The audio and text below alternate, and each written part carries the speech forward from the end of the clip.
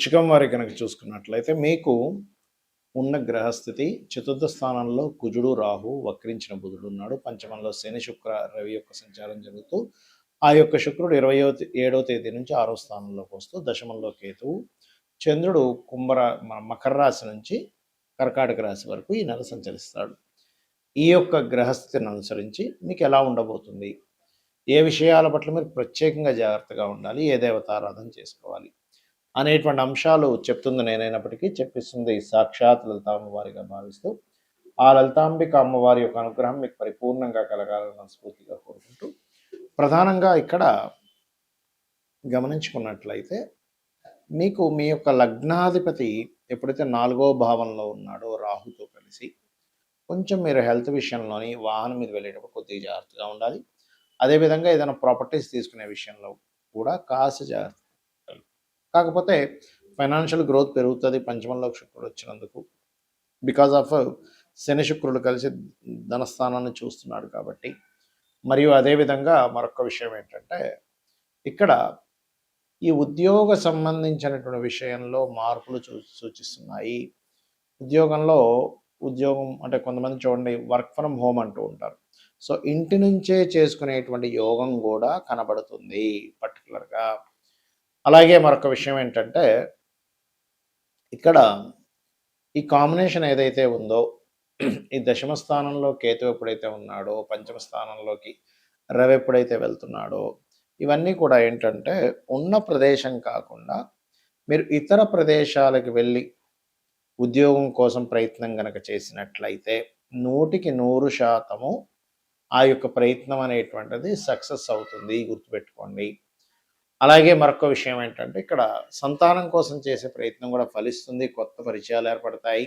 కాకపోతే కాస్త మీరు వాహనము, గృహము, అదేవిధంగా ఏదైనా ప్రాపర్టీ, ఏదైనా పొలం తీసుకోవడం కానీ ఇట్లాంటివి తీసుకునేటప్పుడు మాత్రం చాలా జాగ్రత్తగా, చాలా కేర్గా ఉండాలి.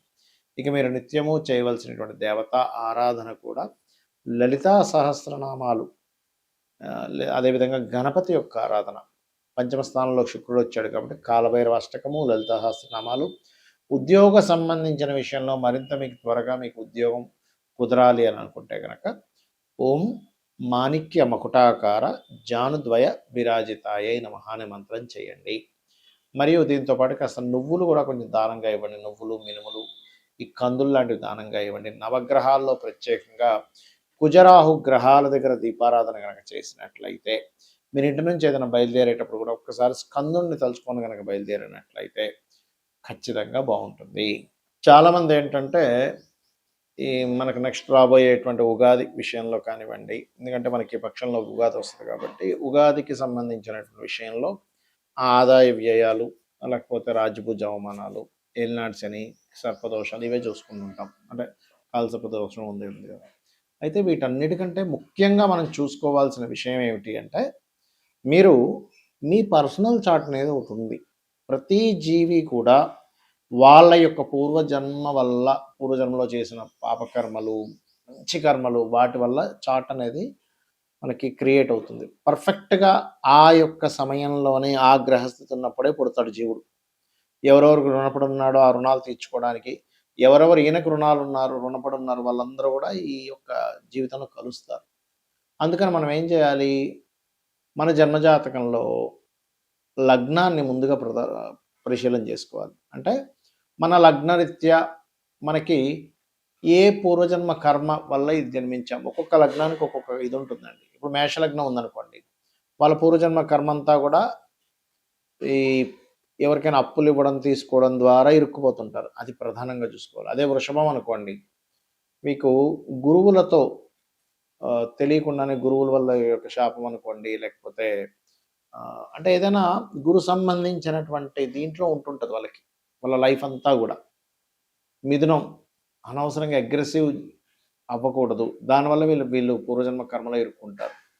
కర్కాటకం అనుకోండి, వీళ్ళకి ఎంతసేపు ఏంటంటే మదరు, ప్రాపర్టీ, వీటి నుంచే కనెక్టివిటీ ఉంటుంది పూర్వజన్మ కర్మ అంతా కూడా. అదేవిధంగా సింహం జీవిత భాగస్వామి, బిజినెస్లు, వీటితో సంబంధం ఎక్కువగా ఉంటుంది పూర్వజన్మ కర్మ. అంటే వీటికి మీరు పూర్వజన్మ కర్మతో సంబంధం కలిగి ఉంది. అదేవిధంగా కన్య అనుకోండి, ఇక్కడ కూడా ఏంటంటే కాస్త మదరు, ఎమోషన్స్, ఫుడ్ రిలేటెడ్ వీటితో ఉంటుంది. తుల అనుకోండి ఉదాహరణకి, ఇక్కడ కూడా కొంతవరకు మీకు ఈ కమ్యూనికేషన్స్ రిలేటెడ్ గురువులతో ఇబ్బంది, అంటే ఇబ్బంది అనుకోండి, మంచి అనుకోండి. అంటే ఒక్కొక్క దానికి ఒక్కొక్కటి. వృశ్చికానికి అయితేనేమో షేర్ మార్కెట్, ధనస్సుకి అయితే వివాహ సంబంధించిన విషయాలు, మకరానికి అయితేనేమో భూ సంబంధించినటువంటి వ్యవహారాలు, కుంభానికి అయితే మరలా మదర్తో ఉండేటువంటిది, ఎమోషన్స్తో ఉండేటువంటి కనెక్టివిటీ, మీనం అయితేనేమో తండ్రితో. ఎందుకు చెప్తున్నానంటే, ఫస్ట్ ఆఫ్ ఆల్ మీ పర్సనల్ చార్ట్లో పూర్వజన్మ కర్మ దేంతో లింకప్ అయి ఉంది, ఏం కర్మ తీర్చుకోవడానికి వచ్చారన్న విషయాన్ని తెలుసుకోగలగాలి. ఇక రెండో విషయం ఏంటంటే, మీరు ఇప్పుడు ధనం సంపాదించలేకపోతున్నాం, అసలు మీ ధనాధిపతి ఎవరు, దాని యొక్క కండిషన్ ఎలా ఉంది, ఏ రెమెడీ చేసుకుంటే మీకు ఫైనాన్షియల్గా గ్రోత్ బాగుంటుంది, సిబ్లింగ్స్తో ఎందుకు మీకు ఇబ్బందులు ఉన్నాయి, థర్డ్ హౌస్.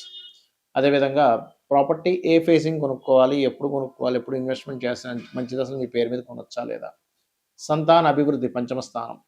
అదేవిధంగా రుణము, రోగము, శత్రుత్వాలు ఎందుకు పెరుగుతున్నాయి, ఎందుకు ఇబ్బంది పడుతున్నారు, సిక్స్త్ హౌస్. జీవిత భాగస్వామి ఎలాంటి వాళ్ళు వస్తారు, ఎప్పుడు వివాహం చేసుకోవాలి, ఏది రైట్ టైం అసలు వివాహం చేసుకోవడానికి అని చెప్పేది సెవెంత్ హౌస్.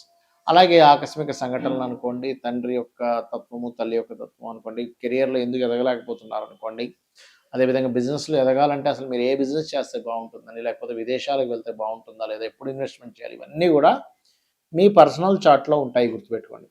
దీన్ని వదిలేసి ఏదో గోచారంలో ఎల్నాడ్సీన్ వచ్చేసింది, లేకపోతే అది బాగాలేదు, ఇది కేవలం 5 to 10% మాత్రమే దీని ప్రభావం ఉంటుంది.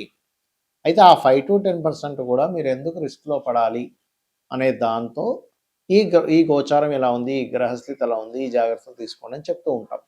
కానీ మీరు అర్థం చేసుకోవాల్సింది ఏంటంటే, మీ జన్మజాతకము, మీ పర్సనల్ చార్ట్లో లగ్నం నుంచి 9 గ్రహాలు 12 భావాల్లో ఎక్కడెక్కడ స్థితి పొందాయి, దాని మూలంగా ఎలాగా. సరే, కొంతమందికి జాతక చక్రం ఉండదు, అప్పుడు ఏం చేయాలి, సింపుల్గా ఏం లేదు, ఉదయము సాయంత్రము లలిత చేసుకోండి.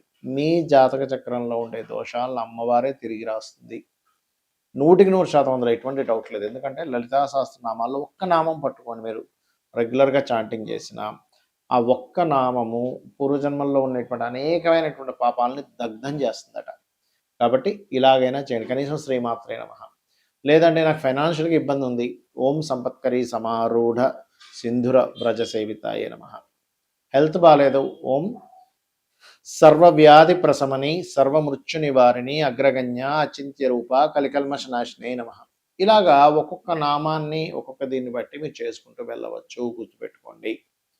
ఆ రకంగా ఏంటంటే ఎప్పుడైనా సరే ఒకటే గుర్తుపెట్టుకోండి, మీరు ఏదైనా ఒక నామం చేసేటప్పుడు పర్టికులర్గా ఏంటంటే మనసుతో చేయండి, ఇది నాకు ఖచ్చితంగా నన్ను రక్షించి తీరుతుంది, పూర్వజన్మ కర్మని తగ్గిస్తుంది అనేటువంటి మనసు దానికి కనెక్ట్ అవ్వాలి. మనసు కనెక్ట్ అవ్వకపోతే మీరు ఆ నామం చేసినప్పుడు రావాల్సినంత పూర్తి ఫలితం రాదు, ఇది గుర్తుపెట్టుకోండి. అలాగే ఇంట్లో ఉండే వాస్తు సంబంధించినటువంటి విషయాల్లో కూడా అసలు వాస్తుపరంగా ఎలా ఉంది, ఉత్తరంలో ఏమైనా బాత్రూమ్ లెట్రిన్స్ ఉన్నాయా, ఇంట్లో ఉండేటువంటి రంగులు ఏమిటి, ఇవి కూడా దీని ప్రభావం చూపిస్తూ ఉంటుంది. కాబట్టి ఇవన్నీ చెయ్యండి, తెలుసుకోండి, ఖచ్చితంగా మీ లైఫ్ బాగుంటుంది. ఇవన్నీ శాస్త్రాలు, మూఢనమ్మకాలు కాదు.